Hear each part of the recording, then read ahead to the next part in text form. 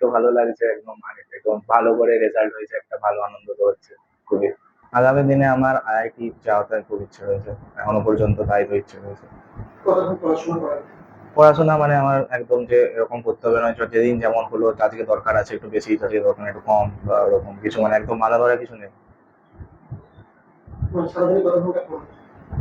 ওরকম তো হয় না, খুব বেশি তো একটা পড়া হয় না, এবার তো যাওয়া, খেলতে যাওয়া, টেলতে যাওয়া নিয়ে। প্রিয় শিক্ষক বলতে আমি ব্যাচে টিউশন পড়তে যেতাম, তো প্রত্যেকটা সাবজেক্টে একটা করে, আর আমার বাবা বাংলা টিচার, তো আমি বাবার কাছে বাংলাটা করতাম। খেলাধুলো ওই বিকেল বেলা, টিউশন না থাকলে বন্ধুদের সঙ্গে খেলতে যাওয়া, সবাই একদম যতজন আছি আমরা এখানে বন্ধুদের মধ্যে সবাই খেলতে যাওয়া। পড়াশোনা বাদে বলতে এমনি হাতের কিছু বানাতে, হাত ক্রাফট করতে ভালো লাগতো, আগের ছবি আঁকতে ভালো লাগতো, আর এমনি খেলতে যাওয়া, ওই বন্ধুদের সঙ্গে টাইম স্পেন্ড করা।